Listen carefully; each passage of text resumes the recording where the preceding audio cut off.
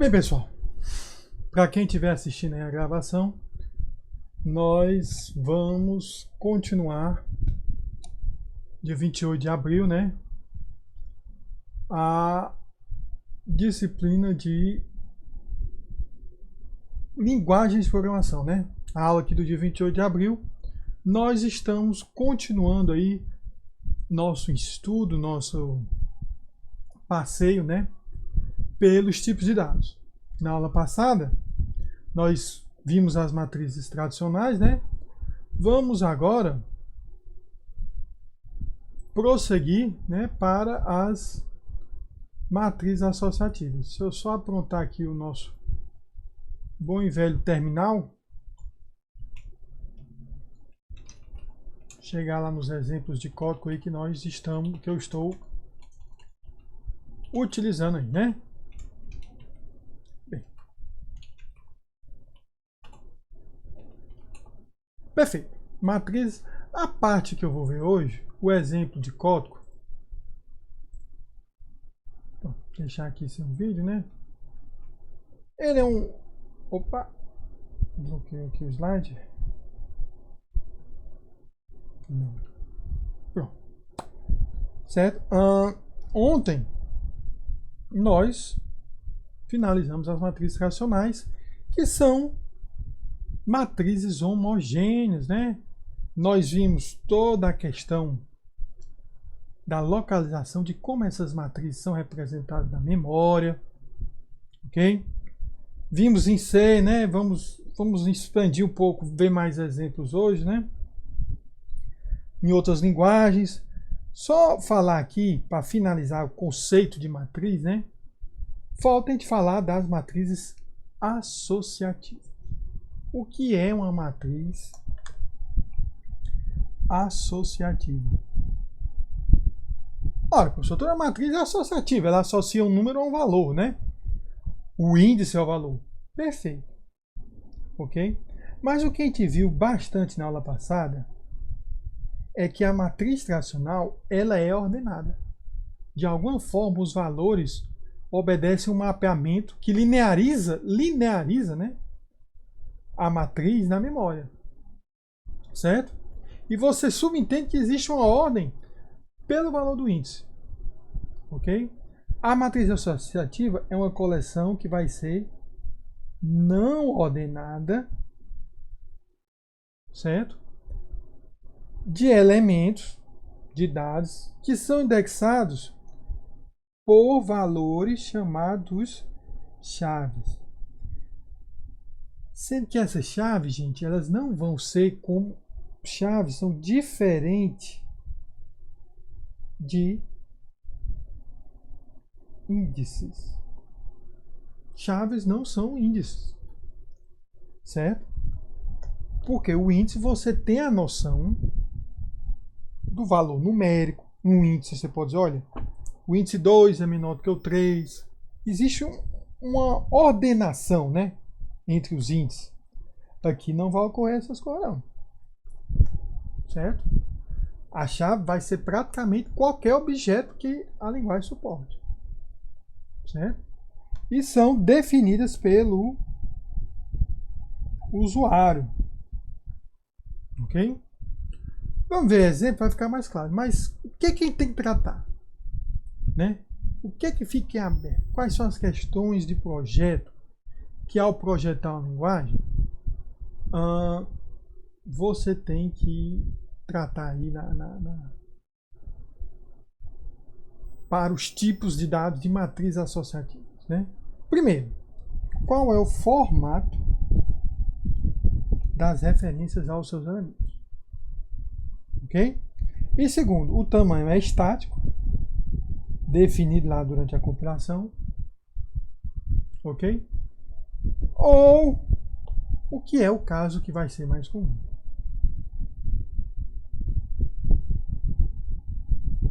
Dinâmico, certo? Se é dinâmico, é durante a execução que o tamanho dessa, como é que diz? Dessas estruturas vai ser definido, ok? Olha só a lista de linguagens suportadas. Perl, Python, Ruby e Lua. O que é que essas linguagens que suportam diretamente, nós vamos ver aqui, por exemplo, Java, C Sharp, até C++, suportam essas estruturas de matrizes associativas, mas através de bibliotecas, não de tipo de dados primitivos, né? Ok? Mas essas linguagens, elas são interpretadas, né? Tanto Perl, Python, Ruby, Lua são linguagens interpretadas, ok? E por Lua, lá no exemplo da linguagem Lua, elas são as famosas tabelas lá, ok? Mas olha só, ele coloca aqui exemplos em Perl, né? Vamos ver exemplos em Python, certo? Essa Perl aí já, eu acho que era um pouco complicada assim para um curso introdutório, né? Que o pessoal tá ainda aprendendo. Então vamos ver Python, certo? Olha só, em Python, eu estou aqui no terminal de Python, né?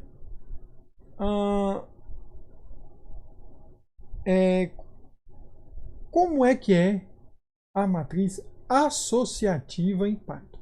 Essa matriz associativa, ela não é da mesma forma da lista, né? Ó, a lista eu faço 1, 2, 3, né? Bom, aí eu já subentendo, né? Que é L0 isso aí. Aqui eu vou ter o conceito em Python de dicionário, certo? Dicionário. Então eu posso inicializar um dicionário vazio e uma vez inicializado o dicionário eu posso fazer isso.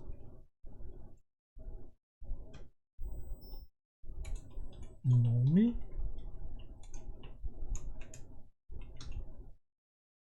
João. Será essa a sintaxe? Bom, nome João. Veja, eu não coloquei um índice numérico, né? Eu coloquei um objeto, ok? Um objeto que é, no caso, a cadeia de caracteres. Se eu quiser acessar depois, simplesmente nome vai me dar João, ok? E eu posso colocar outras coisas. Ó. O tamanho, ele não é sobrenome, né? Definido estaticamente, é durante a execução. Aí se eu fizer simplesmente D, olha o que é que aparece. Veja,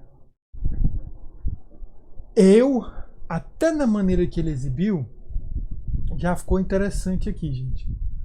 Eu até que defini, ó, aqui eu defini 1, 2, 3, né? Se eu botar L, ele imprime 1, 2, 3. Ele já supõe que tem uma ordem. Agora, olha o caso do array associativo. Certo? Da matriz associativa. Eu botei o D, apareceu, foi sobrenome primeiro. Então, eu nunca vou ter a segurança da ordenação entre as chaves ou por valores. Ah, é que alencar... Não tem segurança, entendeu? Alencar vem antes de João. Não tem essa segurança. Você não sabe. Você não, quando você for percorrer o dicionário, você não pode ter certeza do que, como é que eu posso dizer? Da ordem. Você tem certeza que determinada chave irá retornar determinado valor. O contrário, não. Ok? Aí você pode ir prosseguindo, colocar qualquer coisa. Não vamos botar endereço não. Trabalho, né? Vou ficar meu vídeo aí. UFC QX. Né? Você tá... O que é colocado por último aparece primeiro. Não podemos ter certeza. A linguagem não como é que diz? Ela não garante isso daí, não. Ok? Então tá aí a matriz associativa em como é que eu posso dizer, em Python, certo? Dinâmica vai crescendo, não há, como é que se diz, um tamanho fixo. Mas agora vamos fazer o seguinte, olha o que é que eu vou fazer. Campo,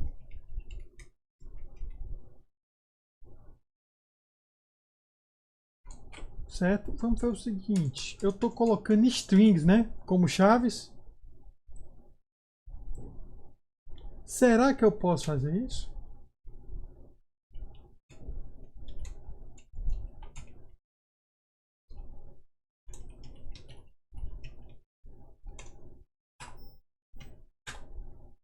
Lip ficou lá 0.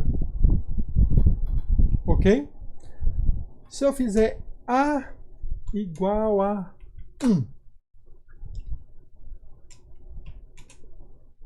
lip, a disciplina 0 é lip, qual a disciplina que eu dou? Por exemplo, compiladores.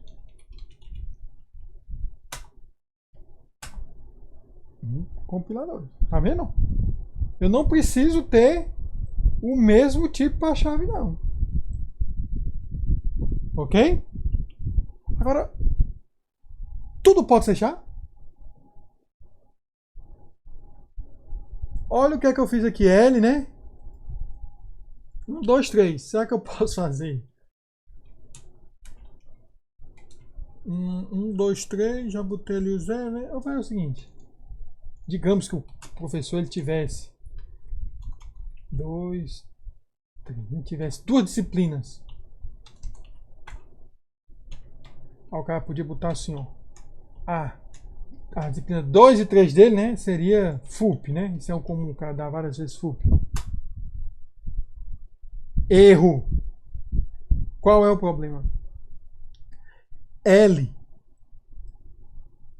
é um tipo unhashable.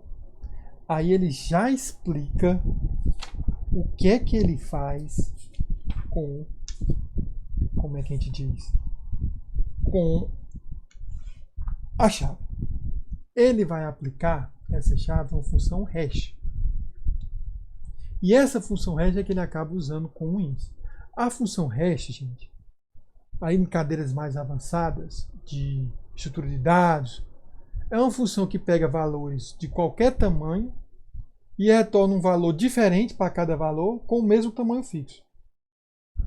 Óbvio que pode ter colisões de hash, mas a hash é feita de uma maneira, o que seria uma colisão de hash? 2 valores diferentes, a função hash retornar o mesmo valor. Isso é natural. Coisas de tamanho diferente retornando sempre o mesmo tamanho, eu tenho um limite, né? Ok? Tem aí estudos, né, algoritmos que tornam a colisão de hash muito difícil, praticamente impossível. Então, nisso daí você consegue usar dentro do interpretador de uma linguagem, como em Python, uma função hash que vai pegar a chave, calcular o hash e usar dentro do dicionário para,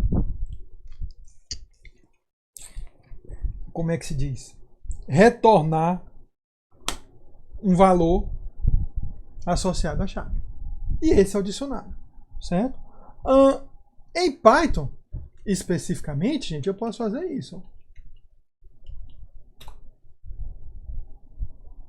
Eu quero só as chaves. The keys. Né? Bem, se tem um the keys, deve ter o d ponto valores. Tem. Né? Ok? Eu posso fazer até, quem não conhece Python, né? Mas Python, você pode fazer um for, né? Para a chave, na chave, opa. De range não tem esse range não. Para cá em chave, print.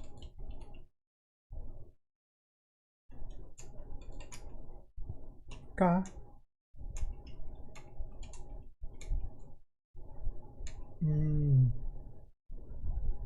D. K. Vai dar certo isso?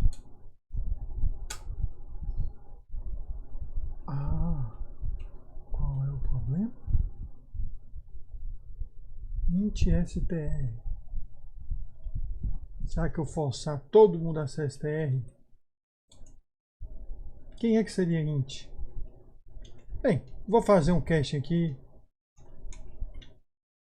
Botar um novamente também. Ah, era uma das chaves, né?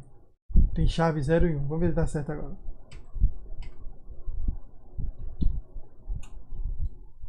str, srt. Pronto, aí ó. Imprimiu bonitinho a chave e o valor de cada um. Ok? Óbvio, né? Eu acabei não gostando dessa. Então é o seguinte. Professores. Olha só. Como é que eu inicializo? Nome.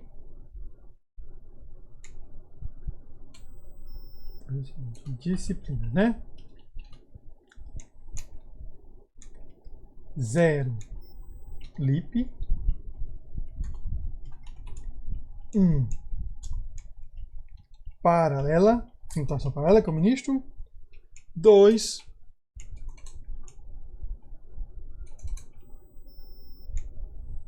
qual a outra, gente? Compiladores.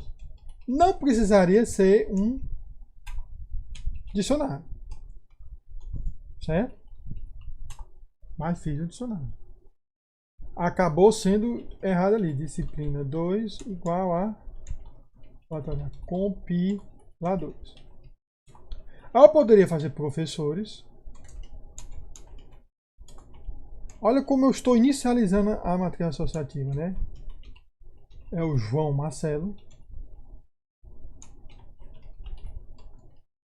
Certo? Campus. Ixadá. Aí eu posso fazer até cadeiras, né? Disciplinas. Será que eu consigo fazer essa conta assim? Eu teria que botar como uma cadeia de caracteres, né? O nome só. Cadeiras não. Aí deixa eu botar professores. Olha aí. Ficou uma matriz associativa bem complexa, né? Ó. O nome João Marcelo, campus e as cadeiras. Aí eu posso acessar professores, certo? Aí eu poderia ter um array, né? Disso daí, mas por exemplo, ó, pegar o nome do cara. Seria na verdade o professor, né? É o João Marcelo. Aí eu quero pegar as disciplinas, as cadeiras de João Marcelo. Pronto. Aí ficou meio chato, porque na verdade eu deveria ter chamado professor apenas João, né? Dar o nome de uma variável para ser o dicionário João com os meus dados, as cadeiras. Então nessas brincadeirazinhas, gente, você consegue ver como esse esquema da matriz associativa, eu consigo criar estrutura de dados bem complicadas, né? Porque ela tem todo esse poder da chave poder ser qualquer coisa. Qualquer coisa, entre aspas. Tem que ser um objeto que possa ser hashable, né? Que a gente até mostrou aqui o erro que a lista não é. Quais são os objetos que podem ser hashable? Em geral, são objetos que são imutáveis. As cadeias, os números, certo? Deixa eu ver outro aqui. As tuplas e simpático. A maioria da linguagem segue o mesmo esquema parecido. Ok? Então, nisso daí, como é que é o formato da referência? O nome do dicionário. E eu uso o mesmo colchete como se fosse o colchete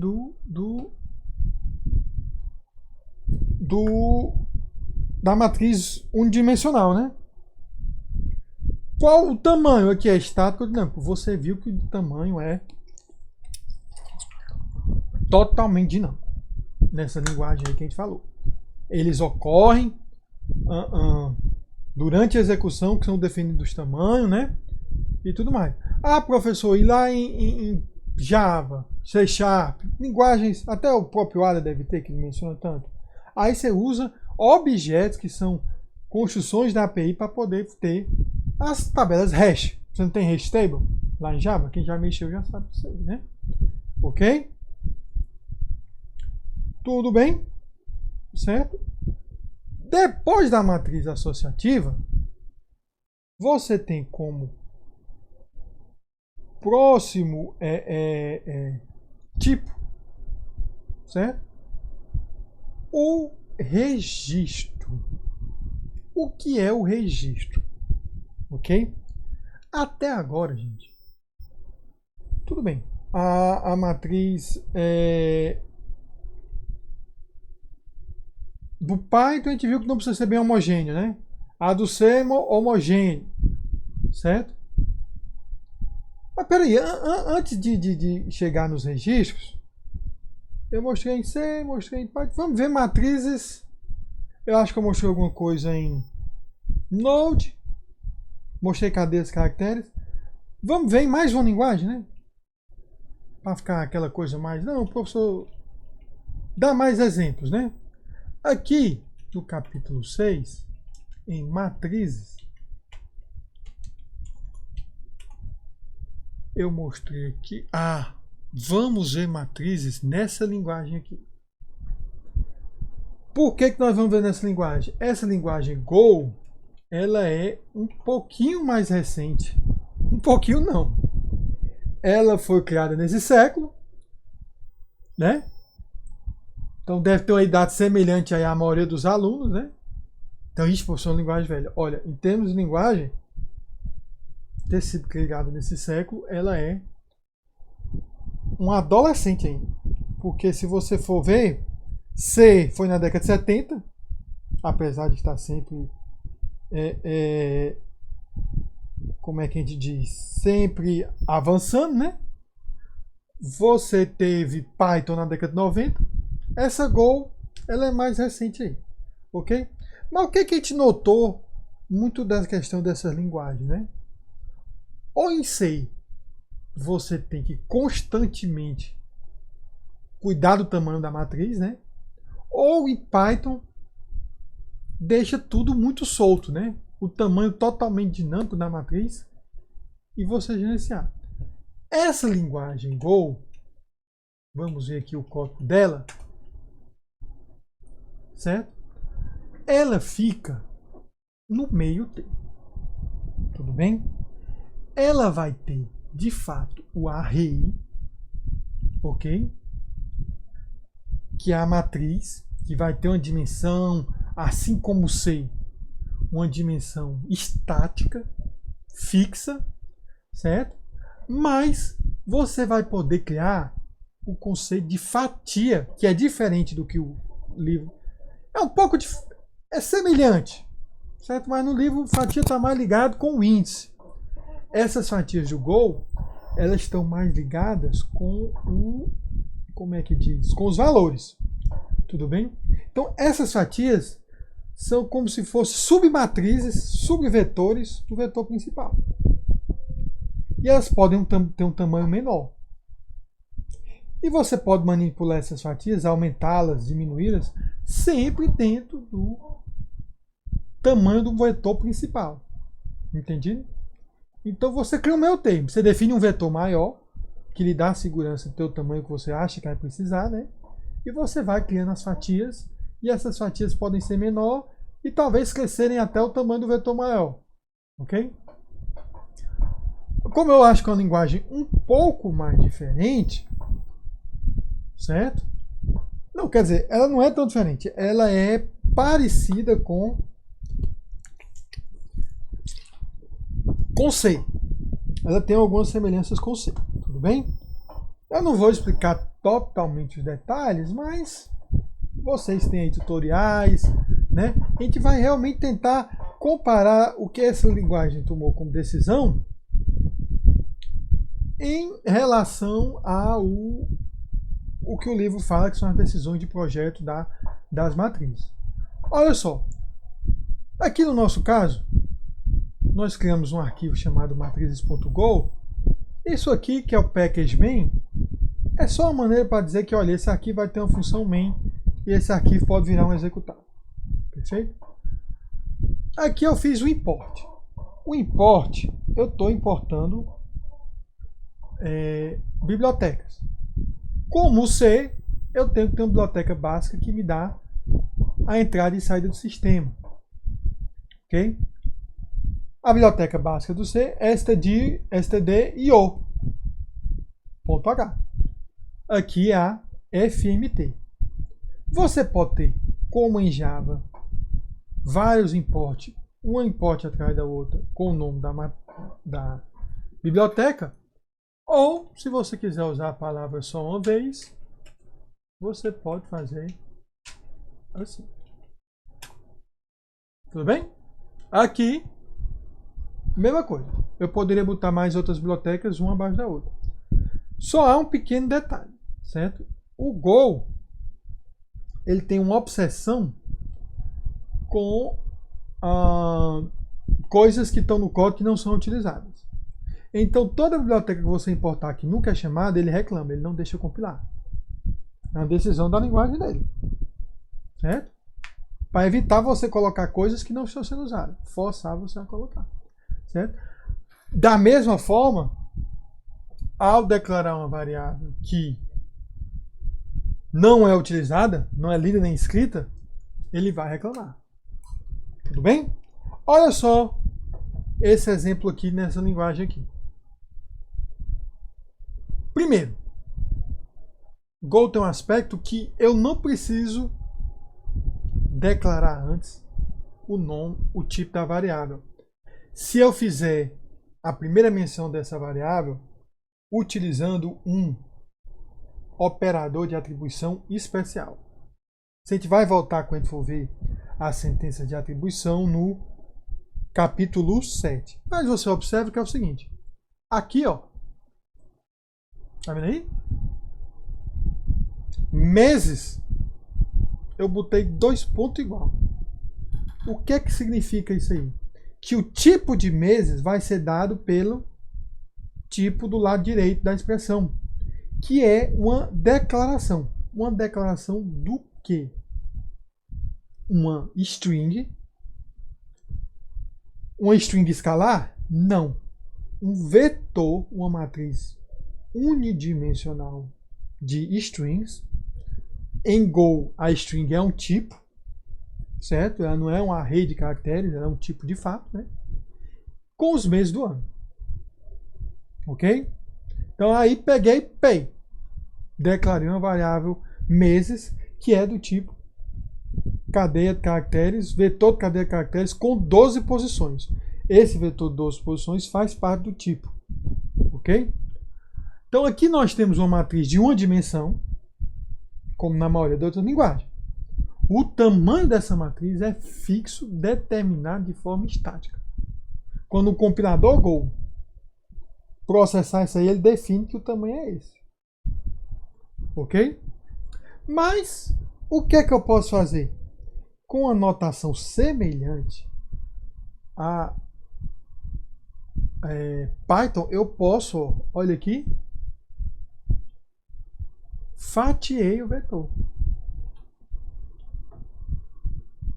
Eu peguei uma fatia primeiro semestre, certo? Que vai do valor 0 até o valor 5. Assim como o Python, esse último índice não me diz a última posição, mas a última posição de fato é o 6 menos 1, que é o 5. Então vai pegar 0, 1, 2, 3, 4 e 5. Ok? E vai pegar aqui no segundo semestre da posição 6 até o final do vetor. Professor, então primeiro semestre, segundo semestre, são novos vetores? São cópias? Não. Eles são referências, certo? A fatias do vetor principal. Então eles estão acessando a mesma memória do vetor meses principal. Só que eles têm tamanhos diferentes. Ok? Olha o que é que eu posso fazer. A função do Go para imprimir cor na tela, parecida com o C, né? É o printf. Só que eu boto ali fmt printf, o P é maiúsculo. Certo? Eu estou imprimindo o primeiro elemento de cada fatia. começo do primeiro semestre como string vai ser primeiro semestre, né? Primeiro semestre 0 é para imprimir janeiro, ok? Capacidade, aí eu boto duas palavras-chave, ó, gente. Capacidade e comprimento, ok? Então existem duas funçõezinhas embutidas no Go, capacidade e len. Também tem essa função len no Python, certo? Que vai me dar a capacidade dessa fatia e o comprimento dessa fatia, certo? A mesma coisa eu faço para o segundo vetor, ok? Eu vou comentar isso aqui, porque aqui eu vou mostrar outro exemplo da matriz, do que seria uma matriz associativa, né? Vamos primeiro não ver isso aqui, mas olha só, eu vou ter então uma capacidade e um comprimento. O comprimento vai ser em relação aos dados que de fato estão na fatia. E a capacidade é em função do array que dá suporte a essa fatia. Qual o array que dá suporte a essa fatia? O array meses. Certo? Ok? Então, com esse código aqui, vocês quiserem copiar depois, eu aconselho que seja feita a cópia, né? Para você sentir a sintaxe aí da linguagem, né? Com esse código, eu tenho que instalar Go, se eu não me engano, no Linux, né?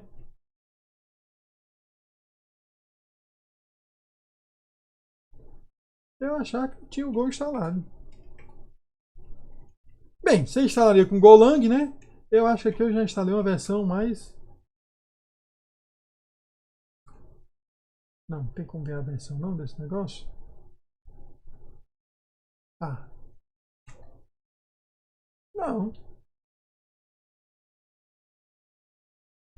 A versão que eu instalei, eu baixei por fora, é 1.13. Mas essa 1.10 aí, se quem tiver rodando Ubuntu, consegue rodar. Ah, eu uso o Windows. Vai lá no site, baixar Go, baixa um executável e baixa, né? Aí você usar Visual Studio Code,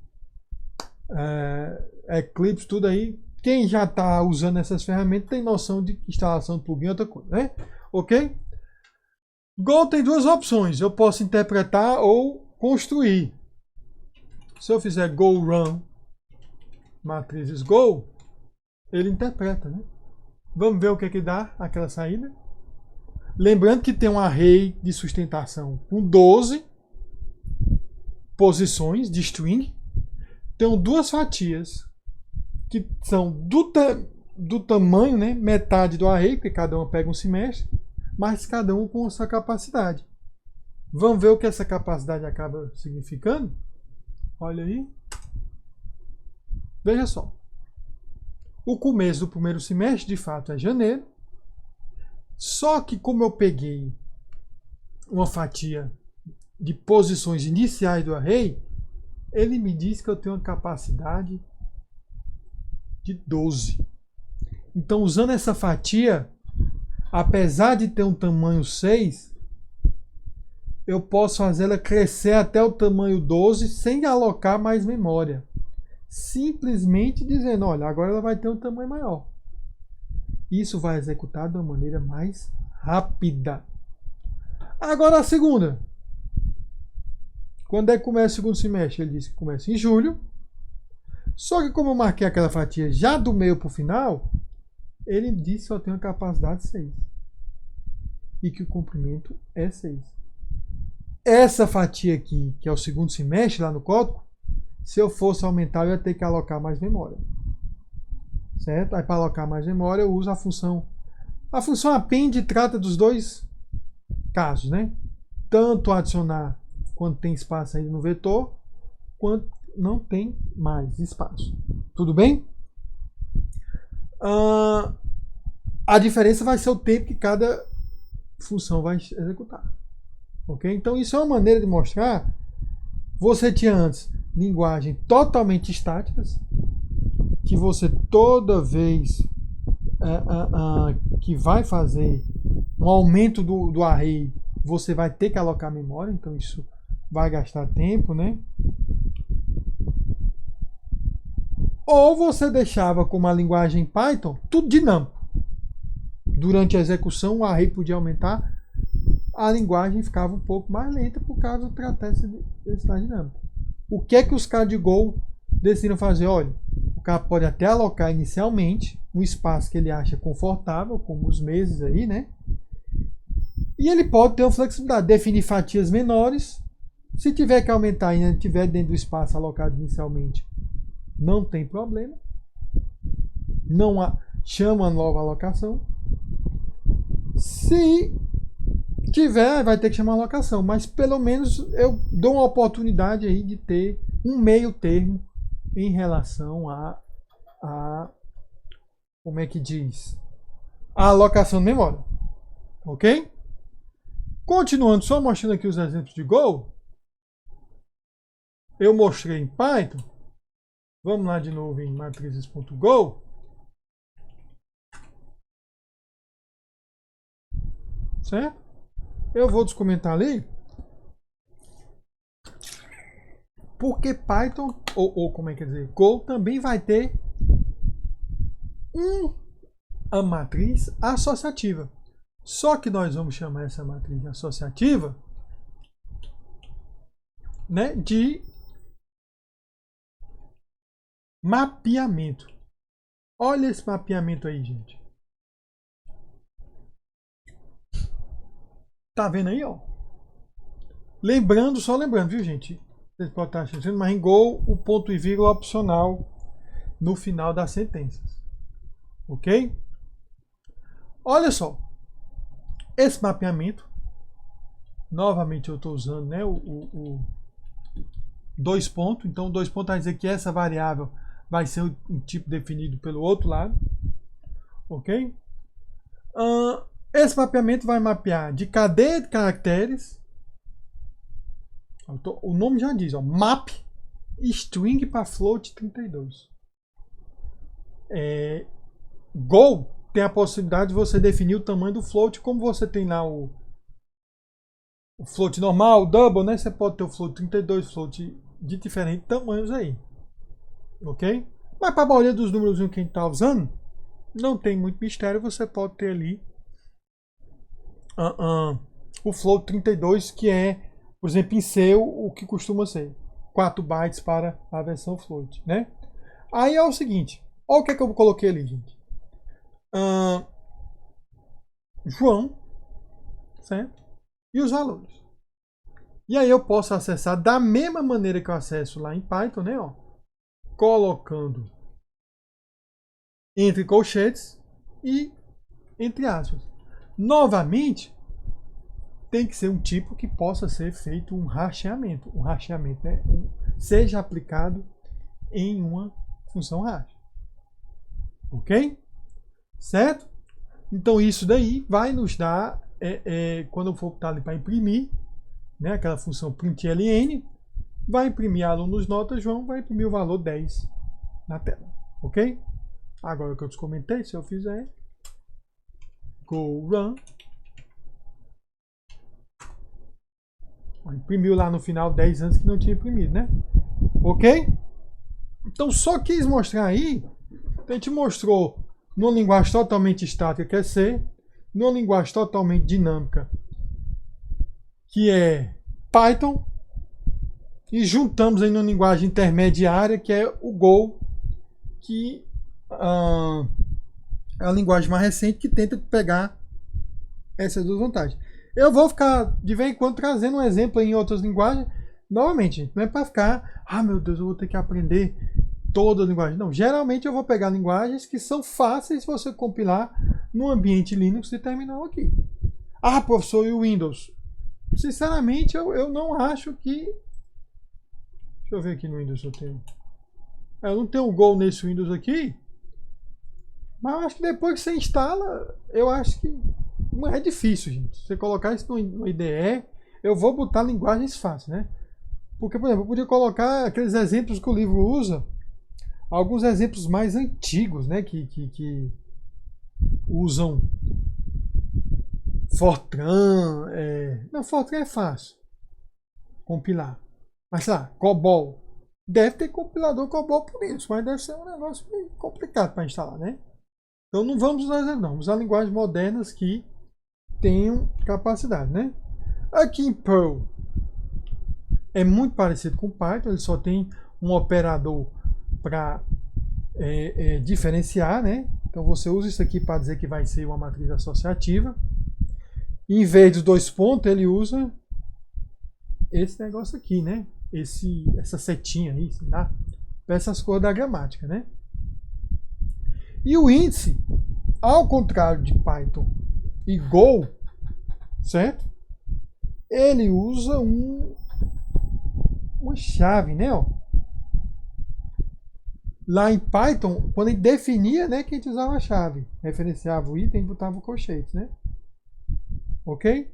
E tem um delete, tudo. Então Python não muda muito, só, assim, é muito parecido com Python, né? Perl acaba sendo uma questão de, como é que a gente diz? Sintaxe mesmo.